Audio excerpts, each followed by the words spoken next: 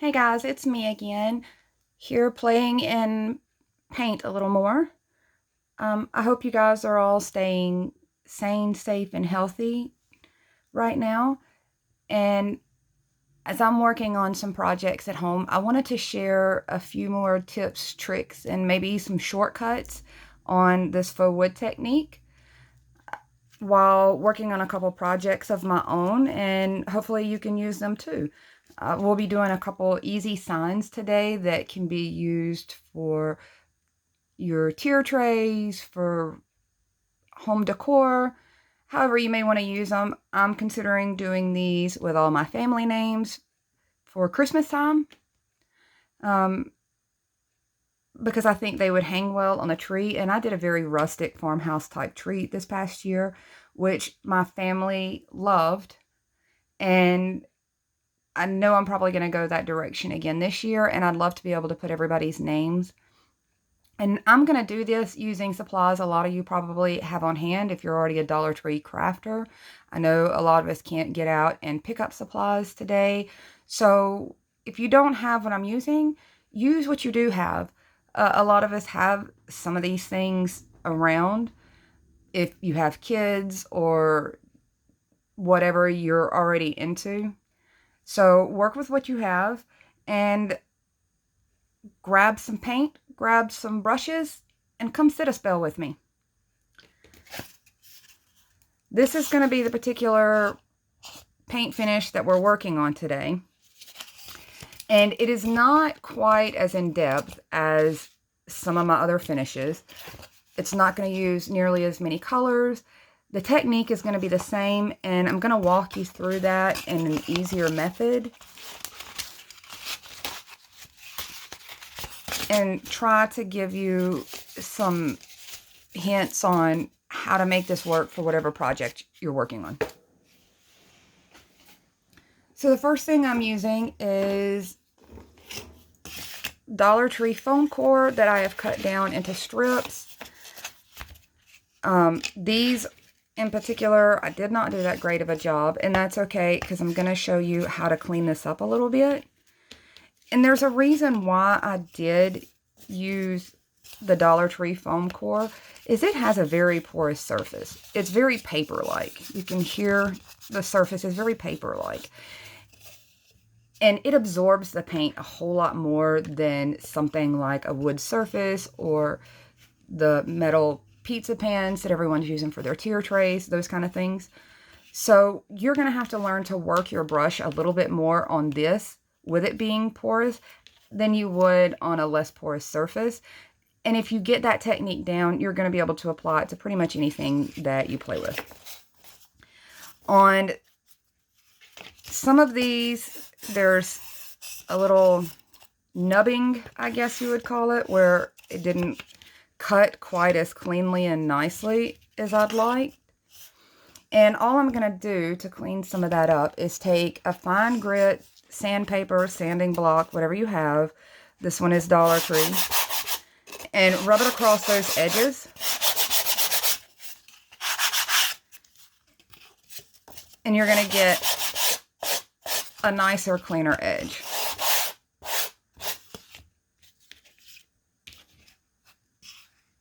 So see where this did not cut super well? I'm just going to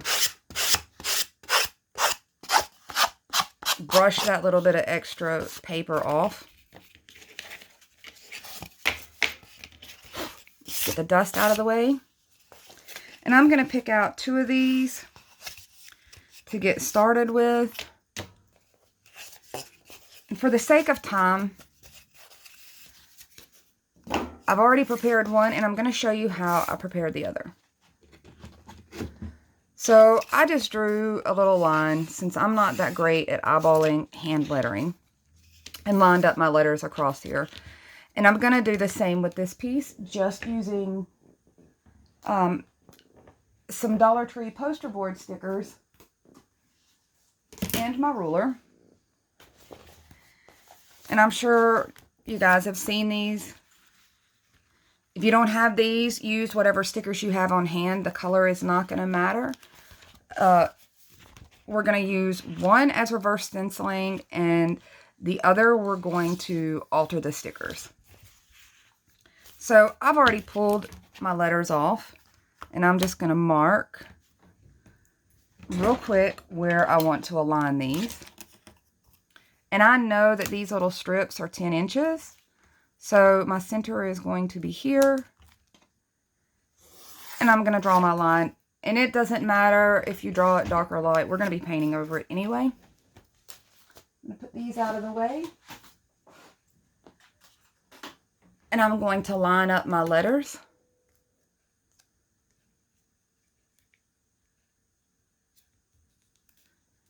And I'm doing this at slightly a weird angle, so hopefully I'll get them straight.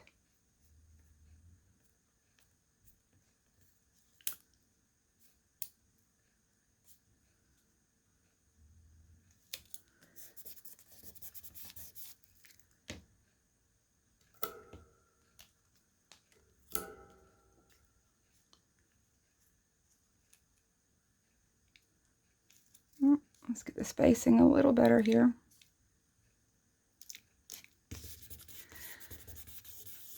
This particular one, we're going to do as a reverse stencil or a negative stencil or however you want to call that. And the first thing I'm going to do once I get my stickers laid down really well, this is a little tip that can work anytime you're doing lettering, anytime you're doing the reverse stenciling like this. My surface is white, which means my letters are going to come out white. Now, I'm going to use just white paint, and I'm using chalk paint since it dries faster. You could use just as easily, you could use acrylic paint, just as long as it blends to your background, which is what color your letters are going to be. So what I'm going to do first is go over this white. And I'm going to go each direction, kind of keeping with the same direction that I'm going to have my wood graining. And in doing this, if there is any seepage of paint under your letters, it's going to blend in. This is essentially sealing off these letters so that our wood graining doesn't seep through.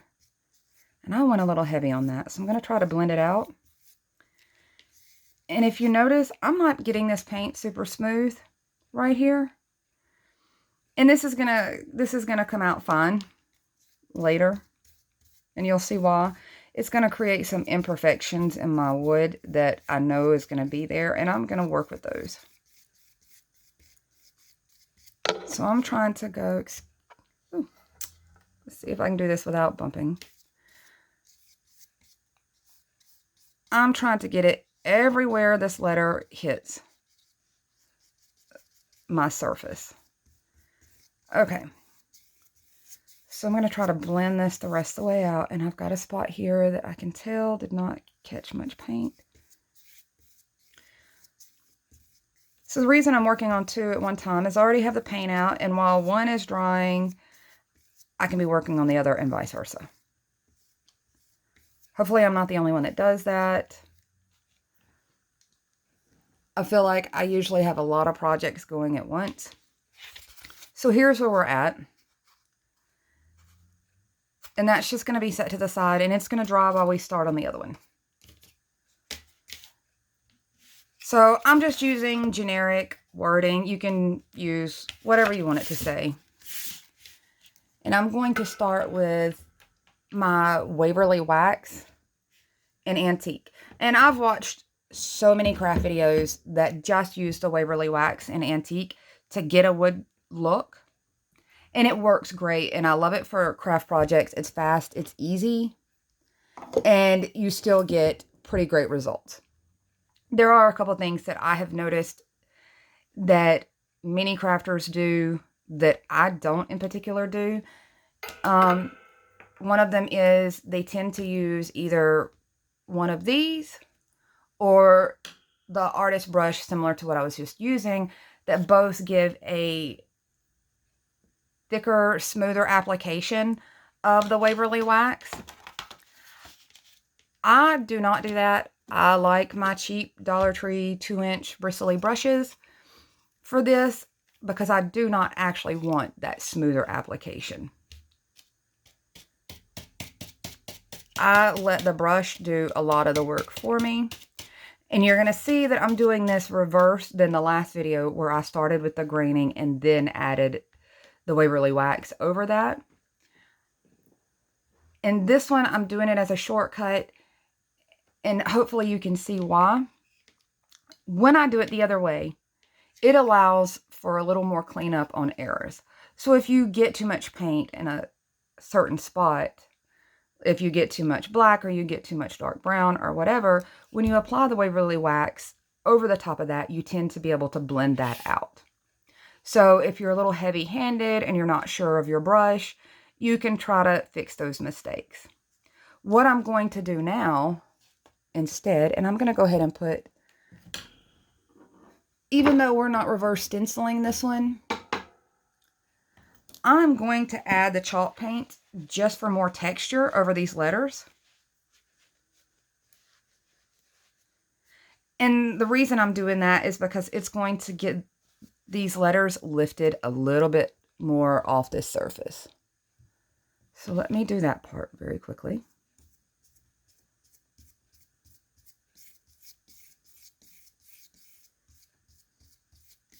And I'm not quite having to do it the same way where I'm going all the directions, because I'm not doing this to protect it from seeping now. I'm doing this just to give the letters themselves some texture. And as chalk paint dries, many of you know, it definitely has a texture to the surface. And it's going to lift these letters just a little bit to help them stand out.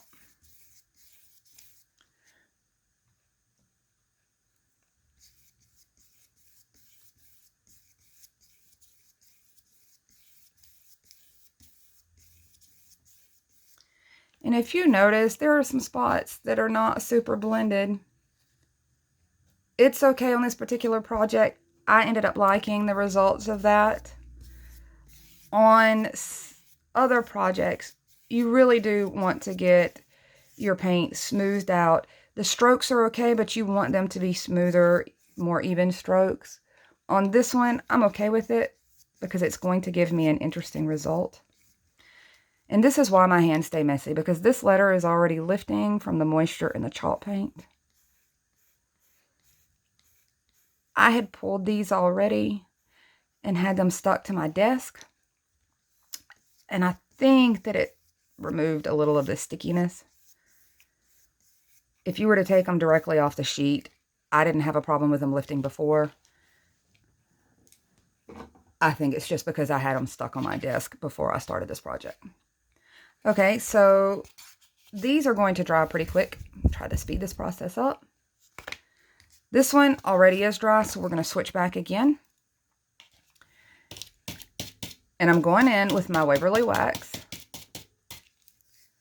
And I'm going to start from one end of this project. And I'm going long ways because to me, if this was an actual piece of board or wood, most likely it would be cut this way and the graining would go this way. You could easily go this way. But it's also easier for me to keep the strokes the same on this longer length. So if you notice, I'm going in a lot heavier than I typically do. I'm going to go in and I'm getting some pretty decent coverage and it's blending out.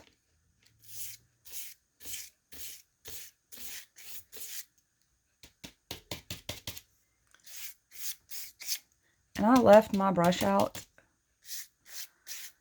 with paint still on it. And the bristles are a lot harder than they usually are. And you can see there's a lot of brush strokes in that.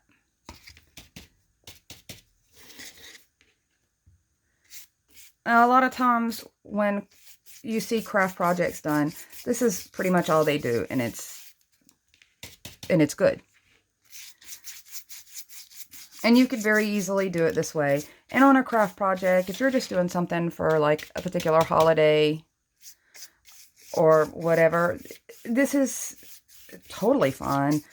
And when I first started messing with the Waverly wax, this was kind of my go-to method. I'd get a coating on and call it good.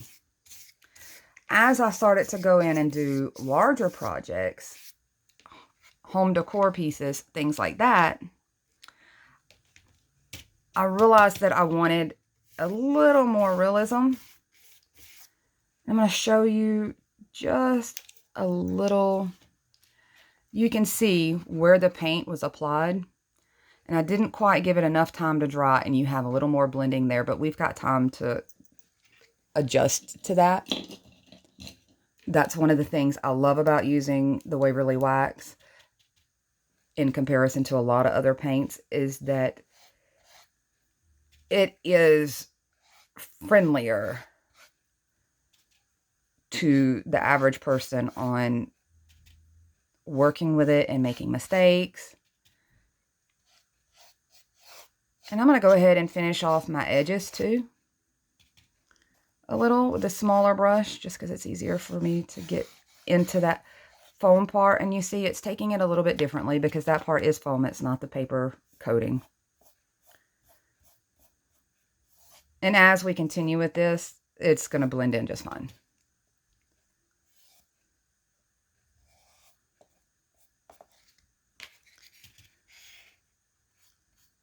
So I'm going to go down each side. And you could easily finish the back too. I'm not finishing the back for the sake of time because I know that my videos tend to be long and rambly. But if you were going to use this on a tier tray, especially one that is like positioned where you can see front and back, absolutely you'd go in, wait for the front to dry, flip it over, do the back side, or vice versa. Start with your back and then do the front. If you were adhering this to something, like maybe adhering it to a frame and you'd cut it out to fit a frame, it wouldn't necessarily be an issue. And now we see why my hands look like they do when I paint. And yes, I could use gloves. However, right now in these times, they are harder and harder to come by. And what I do have here at home, I'd rather have in case of an emergency.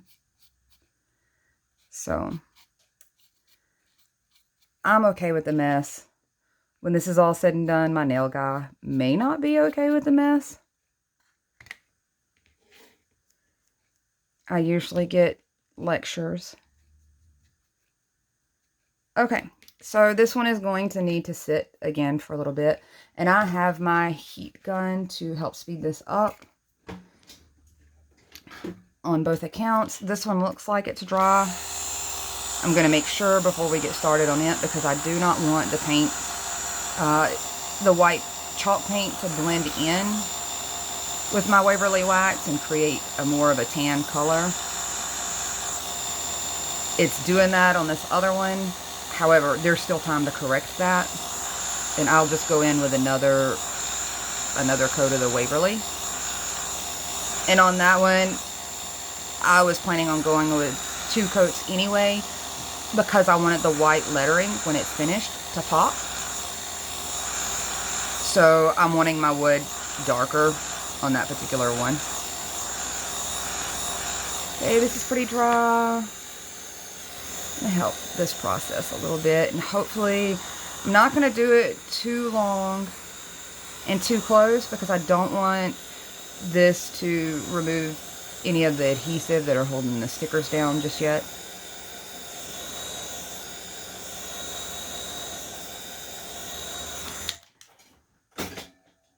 Okay.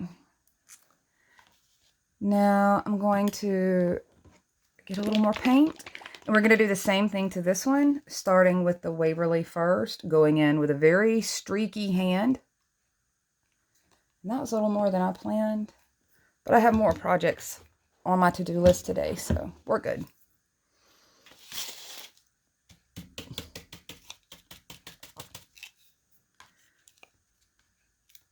So I'm going to go in. Let's see if I can hold this still without getting fingerprints on it.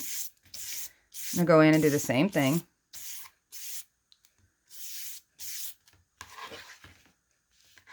And essentially, I am dragging the tips of these bristles across this. And that's kind of what you want. You're not brushing deeply the same way you would if you were painting a piece of furniture, or you were painting trim, or you were painting those kind of things. You're more dragging these bristles through the paint and dragging the paint along. In this one, I'm going to be doing slightly different than the other one.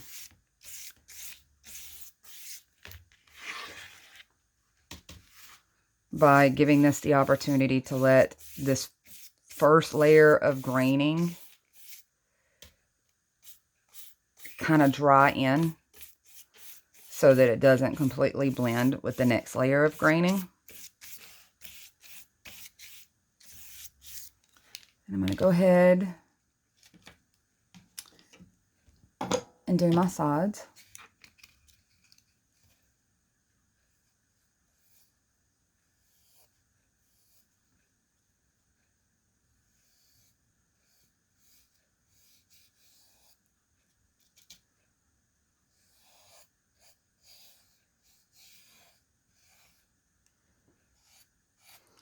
If you notice, I am going in a little heavy-handed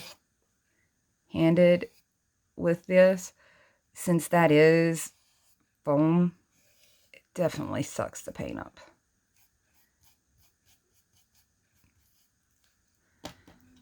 Before that dries, kind of lumpy there on the sides.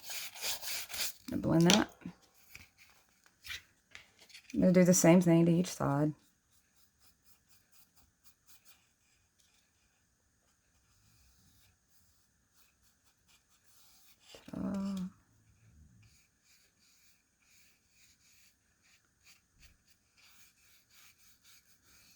I'm not sure about you guys, but I keep foam core all the time. I use it for so many things. I make my own signs. My kids have made their own board games with it. I use it to make custom drawer dividers, especially in my craft room. I can cut them down very quickly and hot glue them together on the edges and fit them right into a drawer. As my needs change, it's easy to pop in and out. And usually you can do several drawers out of one sheet. So even if my needs change, I don't feel like that was a huge investment to have for organizational purposes. So very quickly, I'm going to go in and do the same thing. Clean all of these sections up where the extra paint has come on to the sides. Okay, I'm going to give this one a second to dry and go back over to this one, and we're going to add another coat to this, especially the center section where the paint blended, because I got a little too trigger happy. And this is why it's so forgiving, because now that's blending right out. So I'm going to keep going back and forth on this, and I'm using a flicking motion, dragging the paint through. As you can see, very streaky. It already has a wonderful wood type appearance, and we're just going to like kick that up just a notch with the next step. And this is a really good way to get started on a little more in-depth wood look without going quite as far as some of my other projects where you're using 3 or 4 different paint colors.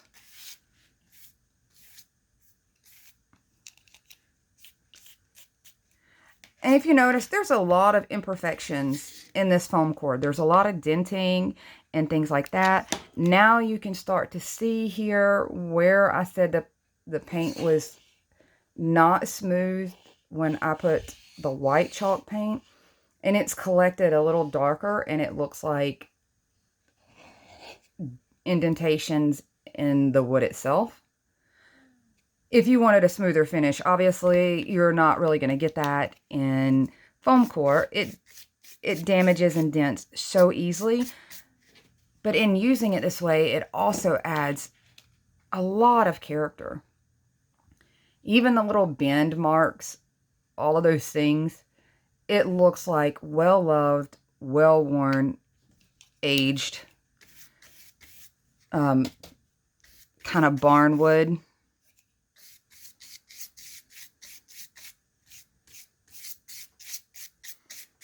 And I'm going to blend that out a little more. And this piece is going to dry. While it's drying, we're going to go back to this one. And you're kind of getting an idea by looking at this one here of how we're going to keep this one. And this one's going to be the reverse stencil. I want to try to show the detail there. This is where the paint did not go smoothly on the chalk paint. And that's going to show up in the graining. And when you look at this up close, it just gives it so much realism to have those slight imperfections, especially if you're going for the more rustic country look or the farmhouse look. I'm going to switch sides, try to get my brush strokes going.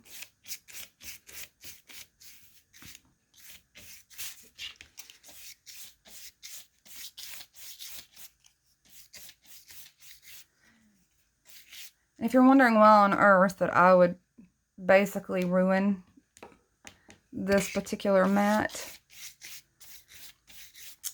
if I flipped it over, you would see that it has long since been ruined over 15 years of scrapbooking and craft knife blades and things like that. So I thought it was a very good way to reuse it when I'm making my paint misses. I'm going to try to show you where it's caught in some of that rippled chalk paint.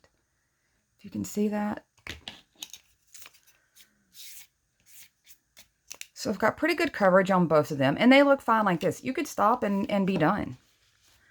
And the Waverly wax really does the work for you, especially when you're using something like this that gives that graining kind of idea. What is it called? Trompe-l'oeil. Where you fake out the eye. So I'm going to let this one dry a little bit on its own because I'm still not wanting to lift the stickers on that one. This one I'm less concerned about lifting the stickers on with the heat. However, I'm not ready to do that just yet. So this one's pretty good as far as surface-wise. We can go in with our other paint now. And I'm going to wipe this brush a little bit. This is as much as these get cleaned. I wipe them down and that's about it. But I am going to switch to my darker version. And I'm just tipping the bristles in this. If you can see, I'm just tipping the bristles in and I'm tapping a lot of that back off until you get your hand a little more confident in flicking this back and forth.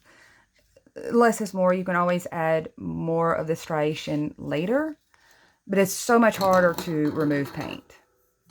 And I'm going to try to take the glare off of this for the moment so that maybe you can see a little more of the detail. And we're going to go in a little close. So hopefully you can see this color as it hits.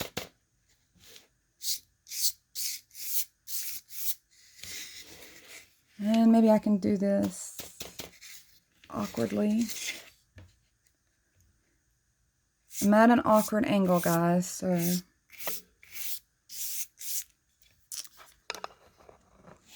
move that back just a hair. As you can see, it's already picking up some of the other color.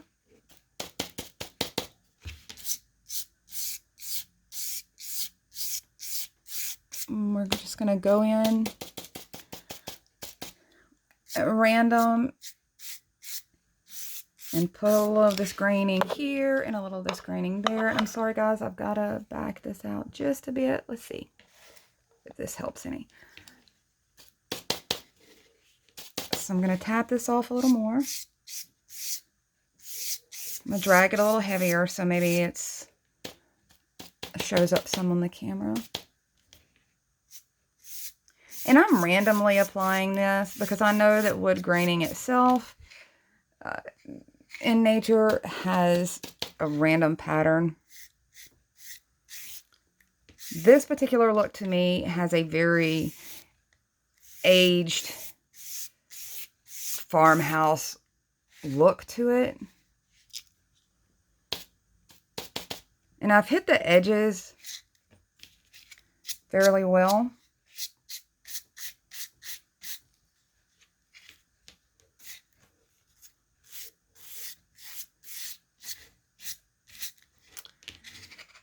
And there we go. You can see that there's a little more depth to that. And it's very simple. You can add darker. I can go in a few spots, hit a little darker.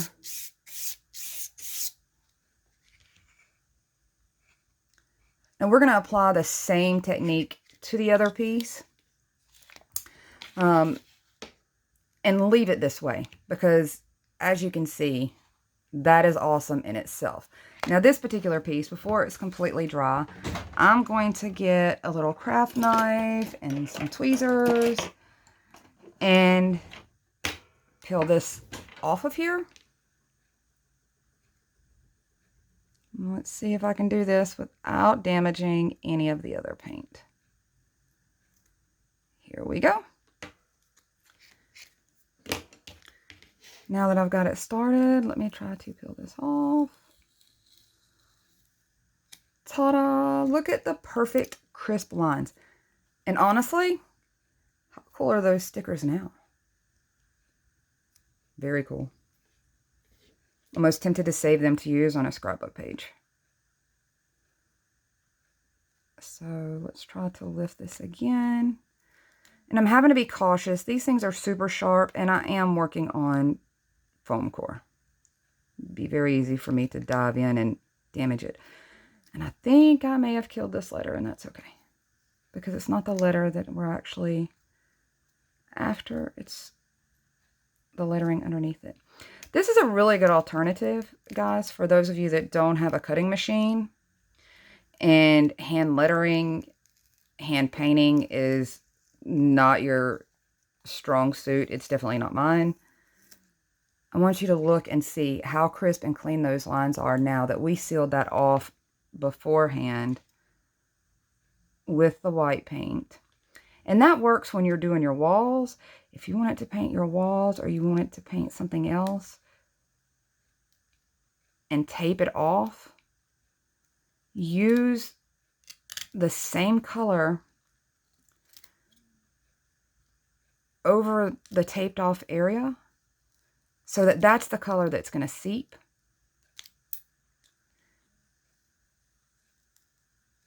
And then you get really crisp lines. And I think I may have pulled this letter apart. I did. Well, I can tell you that these letters have adhered really nicely. So go Dollar Tree for that. Even though the other ones were less sticky.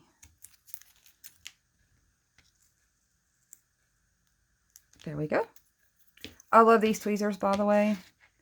These are made for quilling. I use them for all kinds of things. The older I get, the harder it is for me to see. And since I usually keep acrylic tips, I can't grab anything small. So I keep several of these. Just don't drop them. It will bend those tips. So we're going to continue to pull this off. Nice and cleanly. I'm doing it while it's still damp. To me, it's a little better.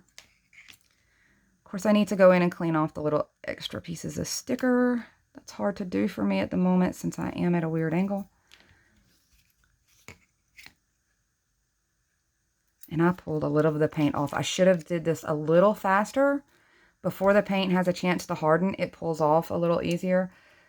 But look how cool those letters look too. Very cool. Can you see how crisp and clean those lines are? This particular board was very bent up. However, on the wood part, it's fantastic. Not so much on the lettering, but I can work with this. I still may cut this one down a little smaller so that it's more like this. But there's project one. And we're going to go in with the second one now that it's a little bit drier. I'm going to hit it with the heat gun. I'm going to get these stickers out of the way.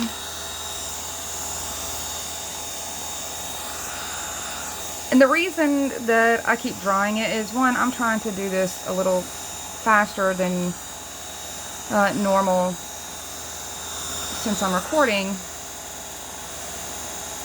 But really, you're just not wanting the paints to blend too much when you're using it this way. When you go the reverse way, the acrylics dry on there faster, and you can move along in the process quicker. Since we're doing the wax first, it has a slower drying time.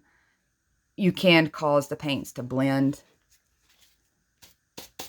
if you move to the next step too quickly. When you do it in reverse, it's not as much of a problem. So I'm going to hit the edges of this kind of dark. I want this one fairly rustic. This lettering is going to stay applied. I've already done one with the reverse stenciling where the lettering is white. This one, I wanted to keep all the letters looking wood and having a little dimension.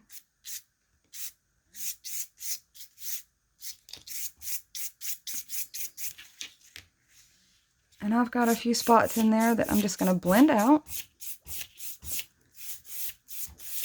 And it almost looks like wood etched in wood. You can see that. Now, there's a reason that I went a little heavier with this, and I wanted to show you why. When I said that it's very easy to have a bit of a heavy hand going in this direction, you still can work with it. You still can blend it out. I've gone back in with a little bit of my Waverly wax. And I'm going to go in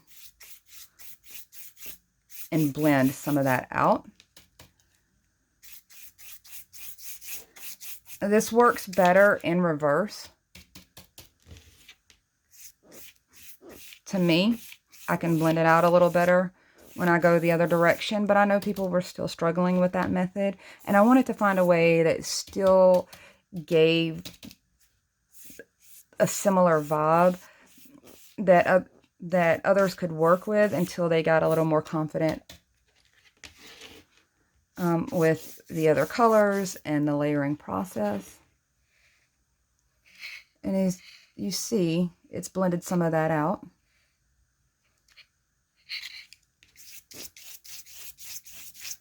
And it's definitely darkened this wood, which I love the dark against the lighter spots, against the wood spots.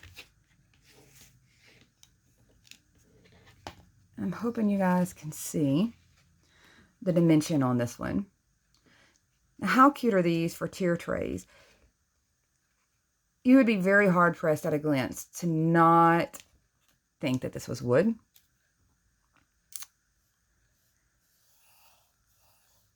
And you could make one for every holiday. Throw them in a Ziploc bag, store them away. Very little space, very little weight.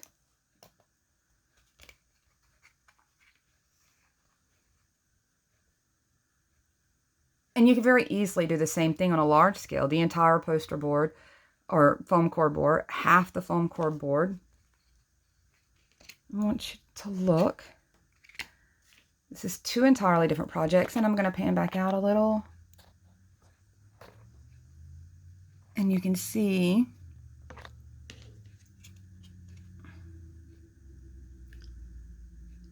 I love this one. I love the very muted, subtle look to that. And I'm going to show you, I do have one that's complete, that's in the white also, that has been cut down to size. And I want you to see how crisp and clean those letters came out using the layered paint method. This one was a lot more beat up as far as the foam core, and it still came out really awesome. I'm going to try to get a few pictures of these displayed later so that you guys can see the end result once I cut them down and get them to a size that fits where I'm at. I hope this gives you guys a little better option on getting something wood grained and being able to practice while getting a project out of it. I love these. I hope you guys do too. And if you do try this, be sure to post it. Let other people know that, hey, it's not necessarily that hard. It may not come out absolutely perfect the first time around. I'm not sure there's a lot of people who do have their crafts come out absolutely perfect the first time around. It takes practice. That's kind of why we do it. You know, the more you do it, the better you get at it. But don't be shy about posting it. Let other people know that, hey, I tried it. This is where I struggled. Give some input, give some feedback. Let them know that this may be where a struggle is and this is how you adapted, and they can learn from that. You don't necessarily learn from perfection. So there we go. I hope you guys liked it. Everyone stay safe. Everyone definitely stay sane. And I will talk to you guys soon. Bye.